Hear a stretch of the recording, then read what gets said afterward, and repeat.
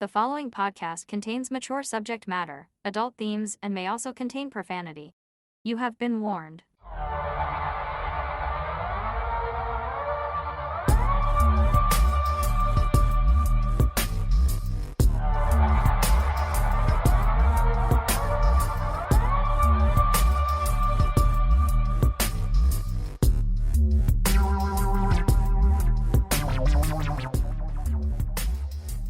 Hello, Absurdians. Hello.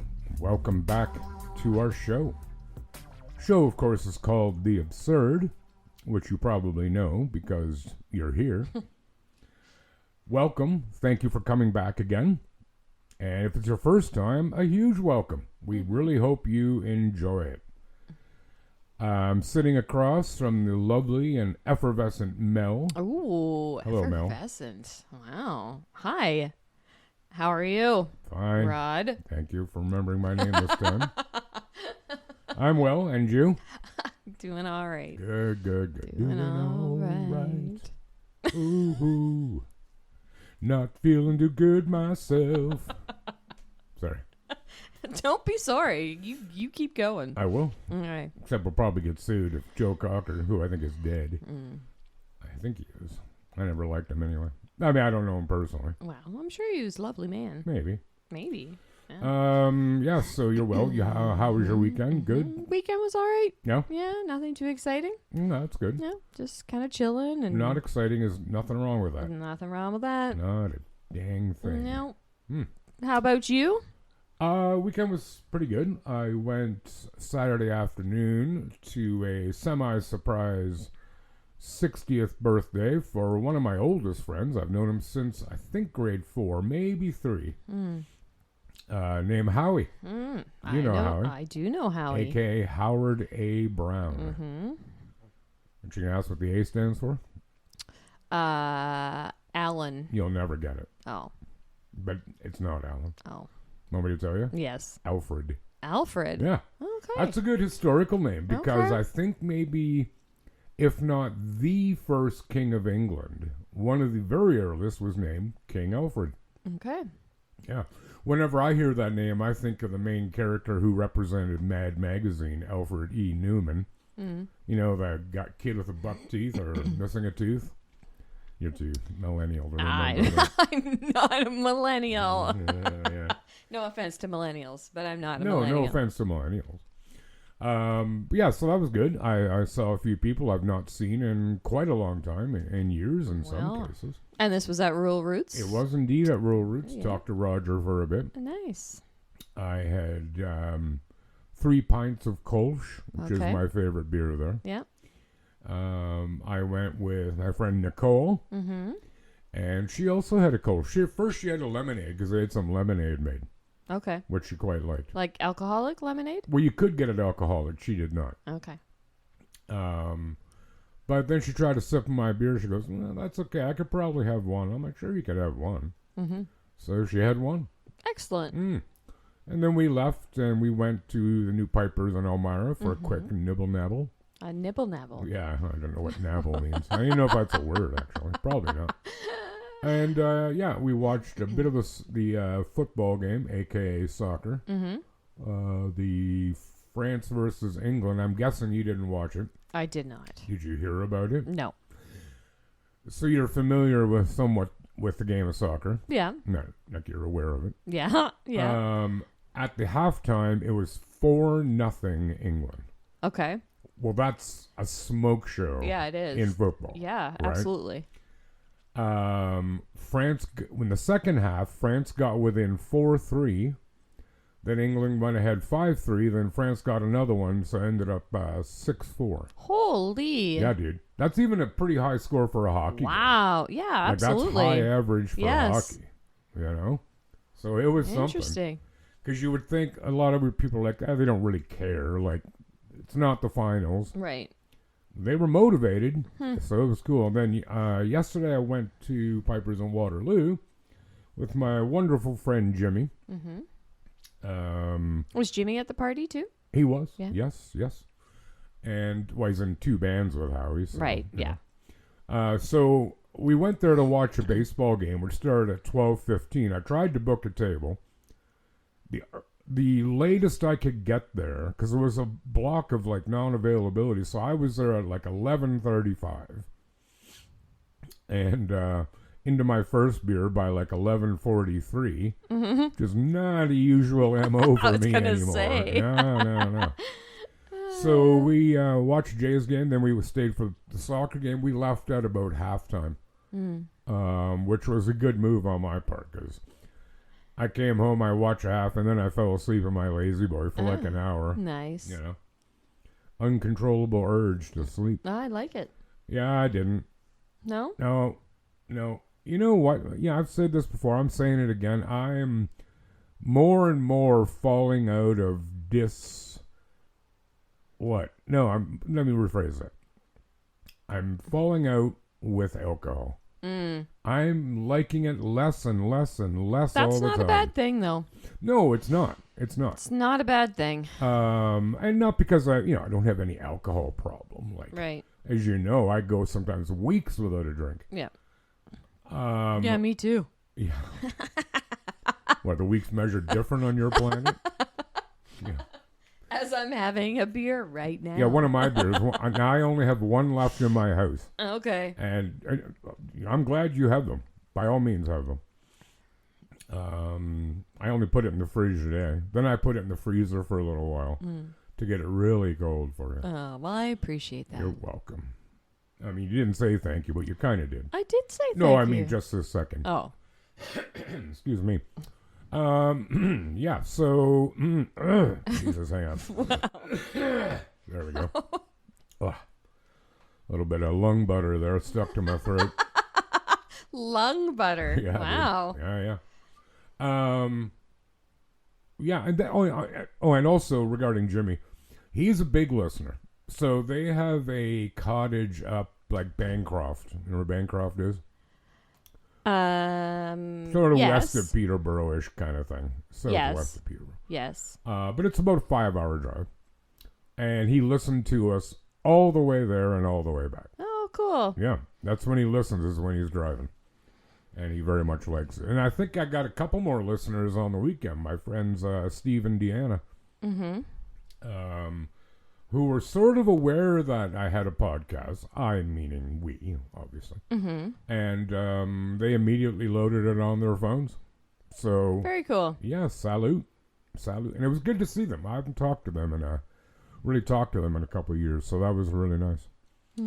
On another note, I started a series last night and I binged the heck out of it. It's only 8 episodes, 1 season, that's it. I don't know if it's still on Netflix. It is a Netflix series, though, called Unbelievable. Very Cole's notes, because I don't want to give anything away. It is primarily about... There's 3 main characters. There's 2 female detectives who are investigating a serial rapist. Right. And it is a really good... police process, not policy, but investigative process kind of show,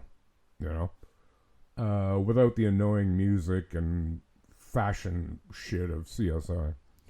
No offense to anybody who really likes CSI, because I know a lot of people do. I'm okay with that. And then the third character is a young woman, like very young, like 19, who may or may not have been raped.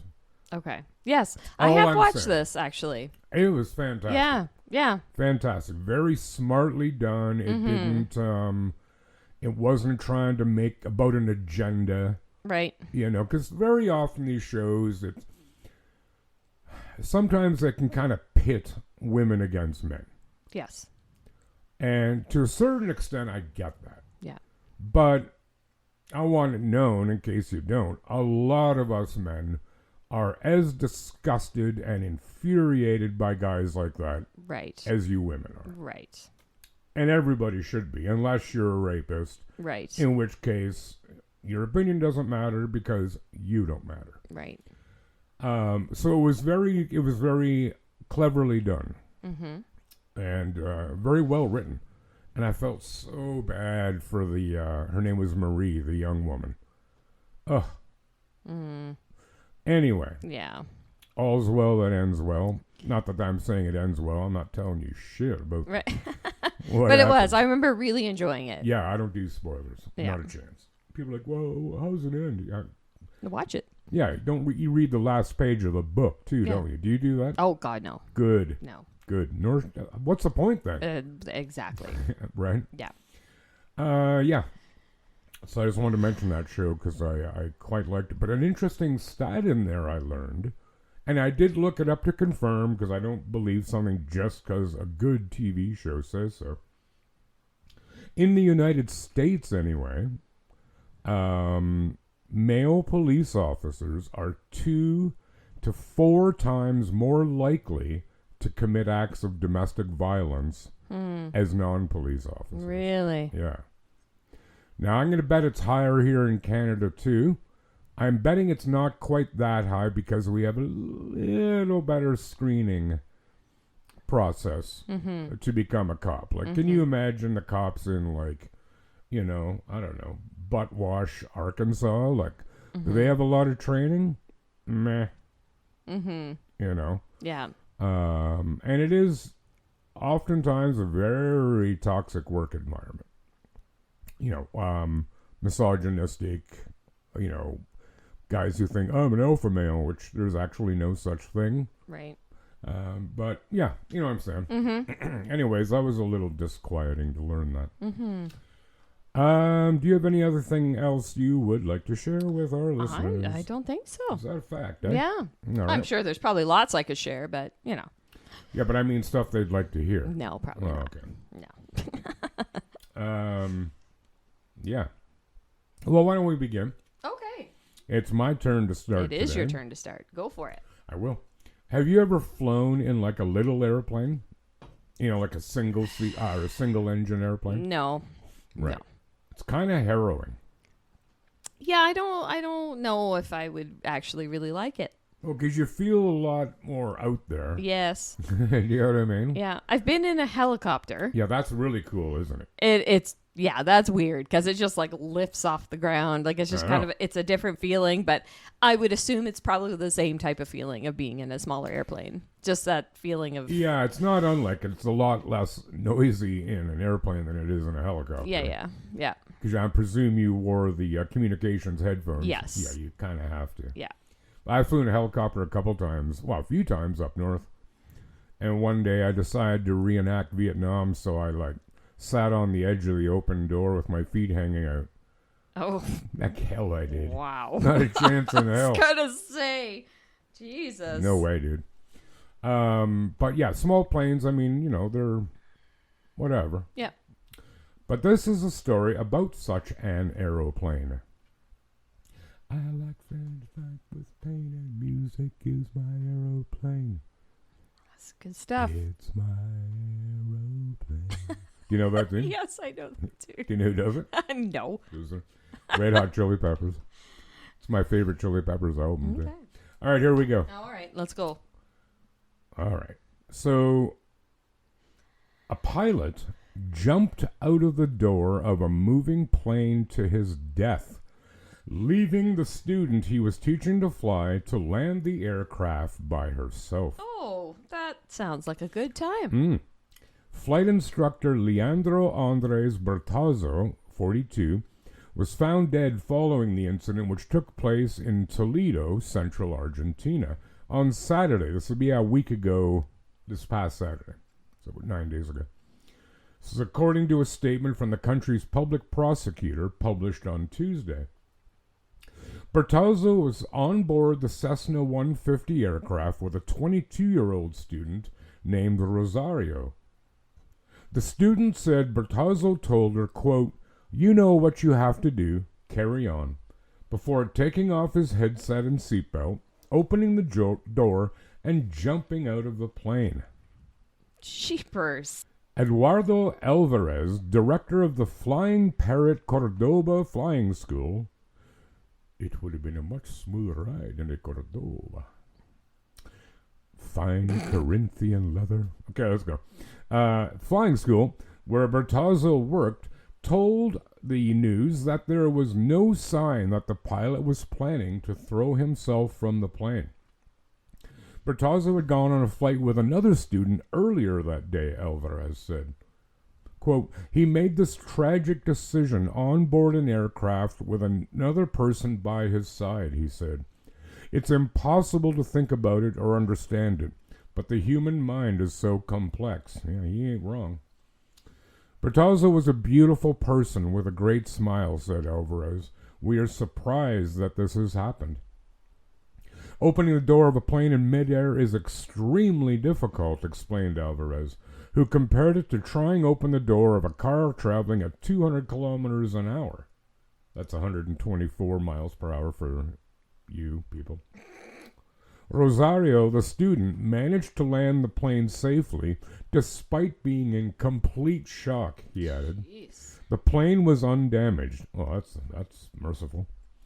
Bertazzo was highly experienced and had also worked as a flight instructor in neighboring Chile.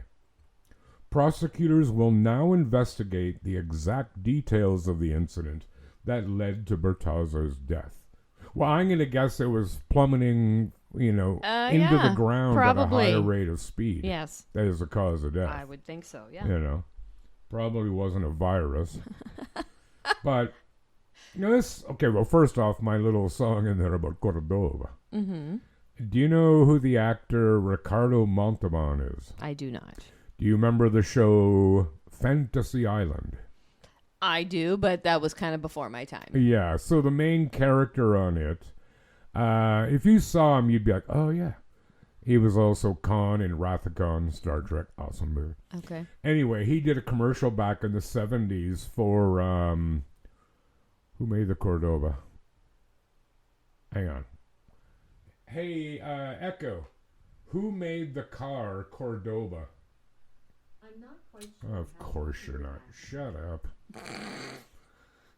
Maybe it's a Pontiac. I don't know. Who cares? Anyway, he did the commercial for it. Okay. And he does have a Spanish accent. Mm-hmm. And that's why he would go like...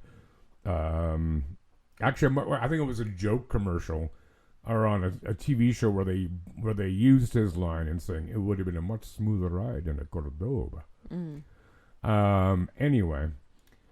about like suicide. Mm-hmm. Like you gotta have a pretty good modicum of sympathy for somebody who's in that state. Sure. Right? Yeah. Because that's a pretty big move. Like, yes. really the biggest. Mm-hmm.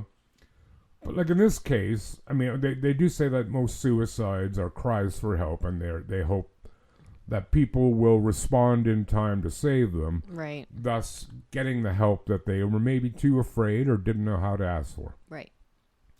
You're jumping out of an airplane. You've made your decision. Right. Right, because there's no one's going to come and save you. Like, not possible. Mm-hmm. So, but this young woman, this pilot, she's going to be traumatized forever. Mm-hmm. It's kind of selfish on the guy's part. Right. Like, yeah. Why not fly up in an airplane and crash it into the sea or a mountain? Mm-hmm. Right? Yes. Like, were you worried about the airplane? Right. Yeah. So I'm not trying to poop on the guy here, but that's not very nice. No. Not that suicide is ever really nice. No, but if you're gonna do it, don't do it in a way that's gonna harm somebody else at the same time. Like people throwing themselves in front of big trucks or trains. Yeah.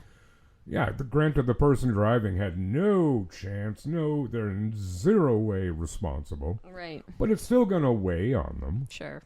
Yeah. Yeah. Unless they're completely bereft of any empathy or compassion. Yeah. So, yeah, there's my suicidal pilot story. Wow. Hey, Mel. Yes? Do you have a story? I do. Would you like to share with us? I will. Oh, bless. All right. Bring it on, bring it on, bring it on. I just made that You up. ready? Yeah, man. Okay. A giant flower beetle with implanted electrodes and a radio receiver on its back can be wirelessly controlled, according to research presented this week. Oh, so it's a real beetle. Like it's a living beetle. Well, you will see. Oh, sorry, dude. Scientists at the University of California developed a tiny rig that receives control signals from a nearby computer. Electrical signals delivered via electrodes command the insect to take off, turn left or right, or hover in mid-flight. The research funded by the Defense Advanced Research Projects Agency, DARPA. could one day be used for surveillance purposes or for search and rescue missions. Oh, good. Yeah, the first one doesn't make me nervous. No, not at all. Beetles and other flying insects are masters of flight control, integrating sensory feedback from the visual system and other senses to navigate and maintain stable flight, all the while using little energy. Rather than trying to recreate these systems from scratch, Michael Maharbiz and his colleagues aim to take advantage of the beetle's natural abilities by melding insect and machine. His group was previously created cyborg beetles, including ones that have been implanted with electronic components. But the current research presented by the the IEEEMENS in Italy, it doesn't even tell me what that is. Yeah, isn't that like a certification system or something? Possibly. Is the first demonstration of a wireless beetle system. The beetle's payload consists of an off-the-shelf microprocessor, a radio receiver, and a battery attached to a custom-printed circuit board, along with 6 electrodes implanted into the animal's optic lobes and flight muscles. Heck, Oh, I could use some of those. I wouldn't mind. Flight commands are wirelessly sent to the beetle via a radio frequency transmitter that's controlled by a nearby laptop. Oscillating electronic pulses delivered to the beetle's optic lobes trigger takeoff, while a single short pulse ceases flight. Signals sent to the left or right flight muscles make the animal turn right or left, respectively. Wow. Most previous research in controlling insect flight has focused on moths, but beetles have certain advantages. The giant flower beetle's size, it ranges in weight from 4 to 10 grams and is 4 to 8 centimeters long, means that it can carry relatively heavy payloads. It can be used for search and rescue missions. For example, the insect would need to carry a small camera and a heat sensor. It's kind of cool. It is kind of cool. In addition, the beetle's flight can be controlled relatively simply. A single sent to the wing muscles triggers the action, and the beetle takes care of the rest.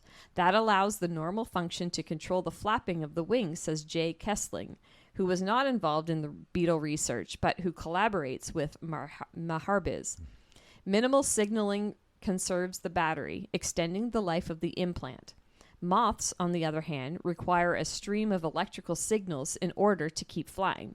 The research has been driven in a large part by advances in the microelectronics industry, with mini actualization. Yeah. Sure, of microprocessors and batteries.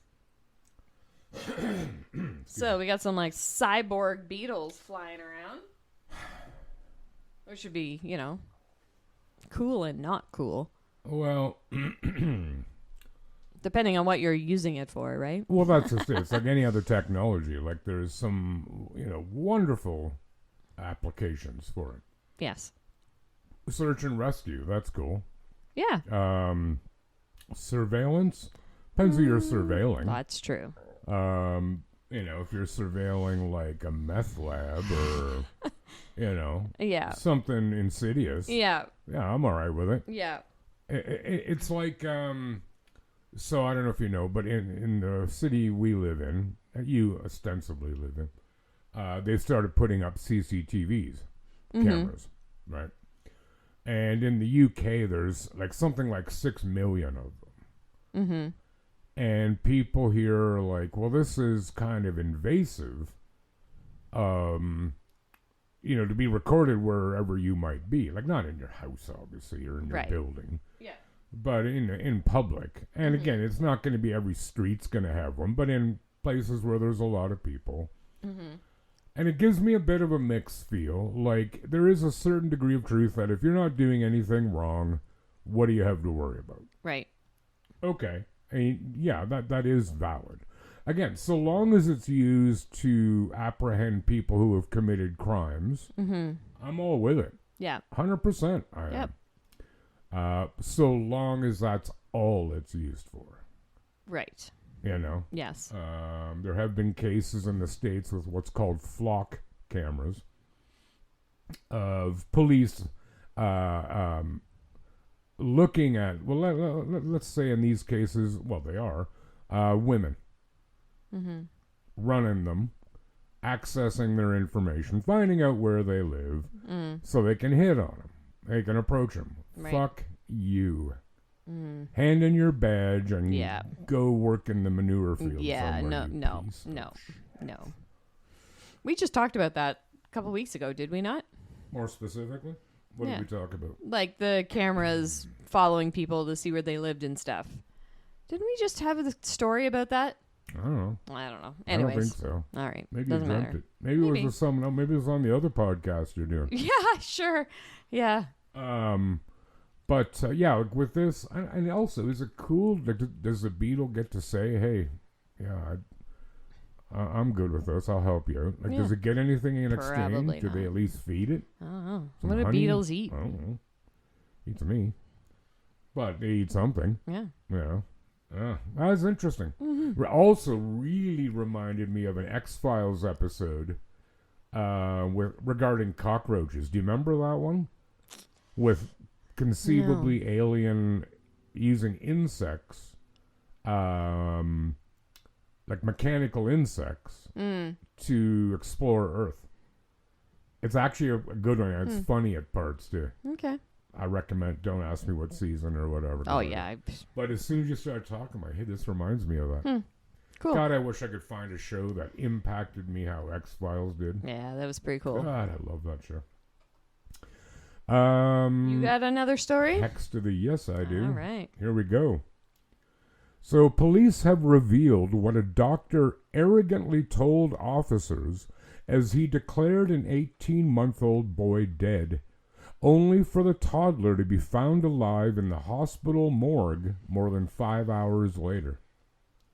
Vincent Lorenzo Flordolino was rushed to hospital after being found drowning in a pool at his family's Arizona home. He was declared dead and life-saving efforts were halted. But responding officers noticed that the boy was still showing signs of life as they questioned the doctor's decision. Hours later, Vincent was found alive in the hospital's freezing morgue. I said goodness. Indeed. Distressing 911 recordings reveal the terrifying moment was found drowning. 2 emergency calls were made within moments of each other, should be minutes of each other, on February 8th. Okay, based on a police report, the toddler's mother, father, and other family members had been viewing Super Bowl 60 when they noticed the boy was missing. Authorities claim that his parents, Alexis and Angelo Flordolino, were using marijuana in the garage while the toddler accessed the pool. Oh, boy. Now, the marijuana is irrelevant. But why isn't your 18-month-old with you? Right. Or in bed? Yeah. Or with somebody else? Yeah. Panic ensued when the boy was found floating face down in the water around 5:30 p.m. Per the police report, Alexis, the mother, 29 years old, retrieved her son, who was vomiting foam from the pool, and started performing CPR while 911 was called. "I just found my nephew in the pool," a relative could be heard informing the operator in one of the calls, as reported by the New York Post. Oh, God. When questioned about whether the boy was breathing, the distressed family member responded, "We're not sure." In a second call, originating from the same location, multiple people could be heard yelling as the 911 operator attempted to understand the developing situation. I'm calling, a woman cried out. "I need an ambulance," she continued. The operator verified the address before the caller said, "My nephew, My nephew was in a fall in the pool. She told the operator they weren't certain how long Vincent had been in the pool while simultaneously trying to administer CPR. The operator was asking for information including the toddler's weight and whether the home had a gate code. Do tell how this is relevant. Mm-hmm. Well, unless it's for the ambulance. I just thought of that. So they can get in. At one moment, the boy's aunt said he was starting to respond. The first call ended after 5 minutes and 51 seconds when officers reached the location. The second call ran 4 minutes. Vincent was taken to Mercy Gilbert Medical Center where he was declared dead by Dr. Arian Tosi at 6:20 p.m. His body was then moved to the morgue, but roughly 5.5 hours afterward, a medical examiner coming to retrieve his body made an astonishing discovery. Vincent was alive, with a weak heartbeat found. Vincent was flown to Phoenix Children's Hospital for care, where an MRI showed he had suffered severe brain damage. Officials believe Dr. Tosi made a significant error in pronouncing the toddler dead, as police documents show that Vincent had shown signs of life before the pronouncement. One officer remembered hearing a nurse say, "I have a pulse," before other hospital personnel joined her in attempting to revive Vincent, according to the police report. The officer then walked into the room where Dr. Tosi was talking with the boy's parents and reported what he had overheard the nurse say. Quote, "The doctor arrogantly told me he was the doctor. He has the medical degree. He went to medical school for a reason, and to let him do his thing," the officer stated in the report. Dr. Tosi went back to the emergency room and instructed staff to stop life-saving measures on the boy before declaring the time of death. As Alexis and Angelo bid their final farewells to their baby boy, both parents stated that they believed Vincent was still breathing based on the appearance of him gasping for air. The officer present also reported seeing the boy's stomach-chest area rising and falling.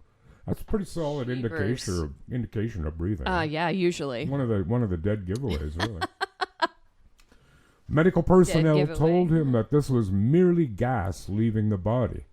But when staff attempted to move Vincent's body from the morgue later that night, a female officer reported that she heard another audible gasp coming from the child, according to the report. Oh my God. "I again observed what appeared to be a gasp or air release, which was now almost an hour later," the officer recalled upon entering the morgue. Vincent's family shared on a GoFundMe page that his initial outlook was dire, revealing that doctors at Phoenix Children's Hospital had told him his organs were shutting down and that his kidneys, lungs, and liver were all struggling. His family disclosed that an initial MRI identified 2 pencil-dot areas of potential brain damage, causing grave concern among medical professionals. A follow-up MRI performed on February 12th, however, brought a wave of hope the family desperately needed. By the grace of God, the result showed no brain damage. Only a small area of bruising was found, which doctors believe may cause minor balance issues that Vincent's young brain is expected to compensate for as he grows. It reads, "Despite this miracle, Vincent still faces a long and challenging recovery. He will need extensive therapy, ongoing medical monitoring, and support for his healing organs," the family added. Both Angelo and Alexis were subject to blood tests at the hospital following the drowning incident, with results returning positive for THC. Attending officers also observed a strong odor of marijuana coming from the home's garage. As a result, the Gilbert Police Department is recommending a single felony charge of child abuse to the Maricopa County Attorney's Office. What about the doctor? Yeah. So they get busted for smoking pot, and I'm not lying. They were negligent in not watching their kid. Yes. The marijuana is irrelevant. Mm-hmm. If they had been out there having a beer Yeah. or a diet soda, Yeah. it's the same negligence. Yep. But this doctor, arrogant to the extreme, well, I hope they're suing. I Yes. really do hope they're And sorry, is the kid okay? Well, yeah. Like, was there brain damage or something? Dude, Because were you paying attention in class or I what? was, but No. I was paying attention. So it doesn't look like there's much in the way of any brain damage except that which might impact his balance. Right. However, because of his age, it's expected that his brain will compensate for it Got as you. he grows. Okay. Okay. Versteh? Versteh. Capiche? Yes. Comprende? Got it. Got it. Yeah, that doctor's a POS. I Yeah. don't like him. I know. That's a pretty big mistake to make. Well, and then to be so arrogant, And like, very you good. can't possibly know I'm the doctor. I Yeah. went to medical school. Yeah, sure. I hope they sue the license right off him. Mm-hmm. Yeah. Hey, before you go on to your final story, Yes. I don't know if you saw the post I made about the error I made in last week's show. I don't think I did. Do you remember when I explained the difference between a graveyard and a cemetery? Yeah. I was wrong. Oh. Yeah, dude. So the actual difference is a graveyard. I mean, obviously we use these terms interchangeably, but the actual difference is a graveyard is attached or affiliated with a church. A cemetery is not. So you know Union Cemetery in Elmira? Yeah. Like if you're going towards Guelph on the left-hand side, Yes. that is a cemetery. It's not Okay. affiliated with a church. Anybody Okay. can be buried there. Okay. All right? But the one down by me at the corner of, like, the old Mennonite church. Yeah. That would be a graveyard. That's a graveyard. Yep, that's okay. right. Yep, there's a difference. That's the difference. Interesting. So I actually, my friend Scott Finlay, I went to university with him, lived in the same house. He corrected me. Okay. And kicked his ass for doing so. Dude. Yeah. And I'm going to give him a high five. Yeah, whatever. Yeah, but anyway, I wanted to go on record for that. I was going to do it at the beginning, but I forgot. That's okay. Do you We'll got a forgive story you. to bring everything home, wrap Yes, everything we up, do it? Ooh, Yeah. ooh. All right. Giddy up. While most people struggle to stand for a few hours, one Indian man has spent the past 12 years doing exactly that. Crazy. As part of a spiritual vow dedicated to Lord Shiva, he gave up sitting, laying down, and conventional sleep. My friend had a cat named Shiva. Really? Yeah. There you go. Now you can call it Lord Shiva. His story has... What? I think it was a girl cat. Oh, okay. His story has gone viral online, drawing attention for its physical demands and its connection to a long tradition of spiritual discipline. But who is the man behind this extraordinary vow? I was just going to ask the same thing.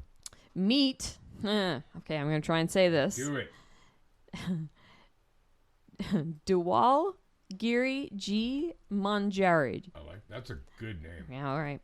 He left university at a young age to pursue a spiritual life centered on the worship of Lord Shiva.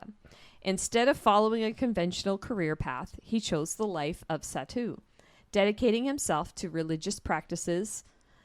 In recent weeks, videos showing him standing in a temple setting have circulated widely online.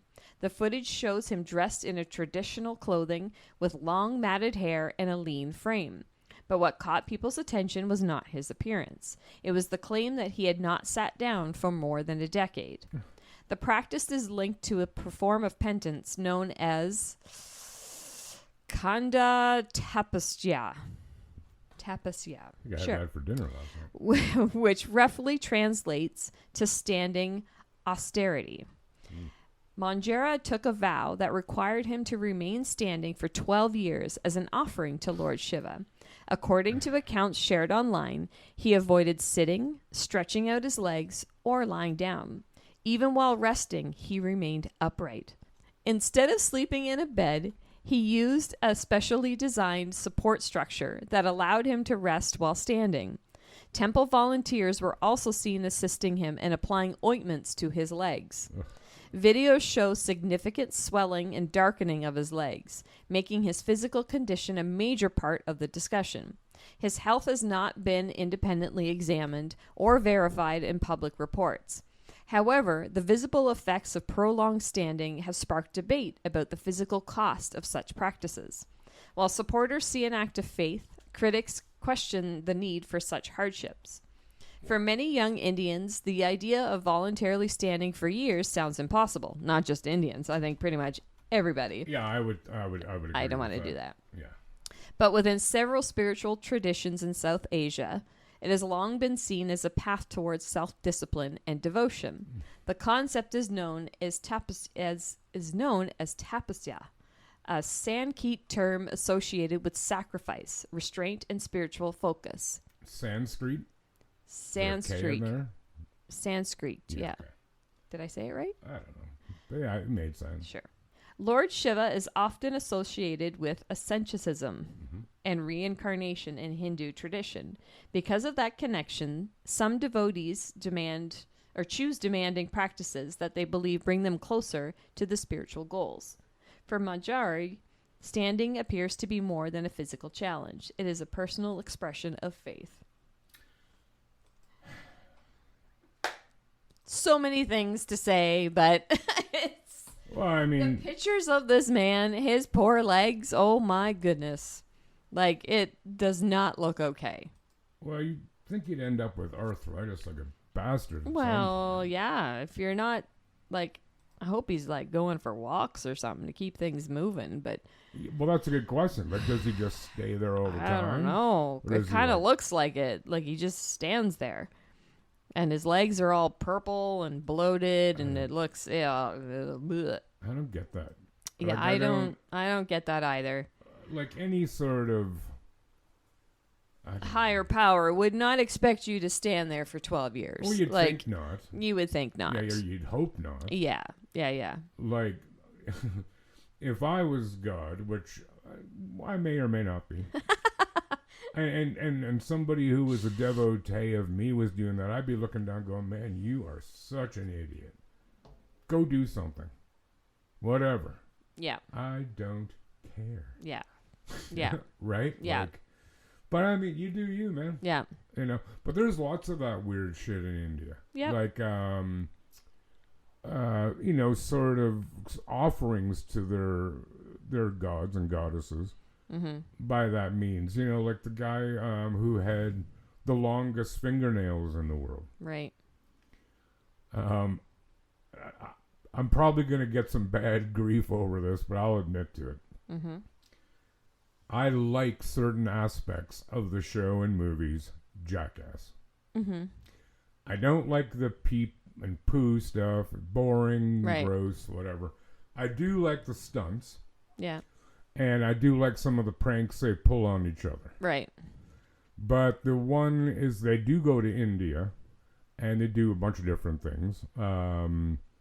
But the one guy, his name is Steve O. I don't know if you know who that is. Yep. Okay. So he lies on the ground with this guy's fingernails hanging above his face, like the guy's standing up higher above him. Mm-hmm. And in a really thick Indian accent, the guy goes, "It's Miller time." And he pours the beer down his fingernails so that it goes into Steve-O's mouth, who immediately proceeds to start vomiting. Gross. Well, the fingernails, man, like he has to carry them in a big sack that goes up his hand. They're like, he has to hold his arm up like this. I'm doing this on audio. Holding my arm at about 45-degree angle upward. Mm-hmm. And his nails go down from there almost to the ground. Yuck. How can that be good for you? No. Like, it can't be your wiping hand. Ugh.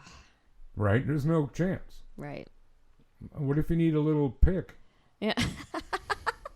You know, as we're all want to do at some point. Yeah, of course. Yeah. I don't get it. Yeah, I don't get that either. Whatever. Again, you know. To each his own. I guess. So, yeah, this dude, Shiva. I'm going to ask my friend if her cat was actually a male or a female. But they have one named Shiva. Shiva and Sorsha. Sorsha? Yeah. Sorsha. I don't know who that is. Interesting. Ever heard the name Kali? Kali? Yeah. That's the Hindu goddess of death. Oh. Yeah. So if you meet someone named Kali, you run. Okay. Speaking of Running. Everyone should run. Run to that 5-star button and whatever you're listening to us on. Yeah. Yeah. Maybe like it, share it, Yeah, review, comment, too. do all those fun things. Check like us out that. on Facebook, Instagram, TikTok. Yeah, Wherever you want. We like it. We love it. Oh, God, we love it. Oh, all Yeah. right. That was from the heart. That was some deep down. Yeah. Yeah, like what she said. No, I'm not going to add anything to it. Anyway, the evil forest fire smoke has stopped. Yes. It was very bad. I'm not apologizing to American residents. We're sorry that you had to put up with it like we did. Yeah. But you know what? The comments were like ridiculous. Can you stop? Oh, yeah, okay. We'll just turn the fans towards it. Yep. By the way, maybe you guys want to stop burning so much damn fossil fuel because this is global warming. Yeah. Fires were started by lightning. Yep. For the most part, assholes on ATVs gunning around, but the reason it's caused is because the forests are so dry. And they're dry because of increased temperature due to climate change. Yes. I don't care if you don't believe that. Yeah. Don't care. Yeah. And if you got kids, grandkids, even great-grandkids, you should care. Yep. Absolutely should. You know? But, whatever, I can't make you think. I can't make you think. You can't. This is very true. Actually, that's a line from ever heard of the band Jethro Tull? Yes. Oh, thank God. So one of the lines is, I may make you feel, but I can't make you think. Right. Spot on, yo. Yeah. Anyways, Cool. We're hungry. We are hungry. And now we're going to go get some deliciousness. Yes, we are. And, but thank you so much for stopping by today. Yes. We love that you listen. Mm-hmm. We really do. And we will be back with another episode next Wednesday. You betcha. All right, everyone. Please do take care of yourselves and one another. Bye. Goodbye.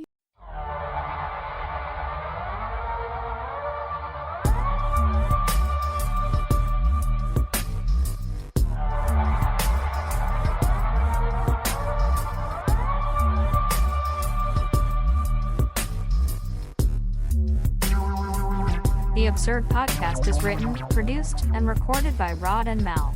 Music by Audionautics.com.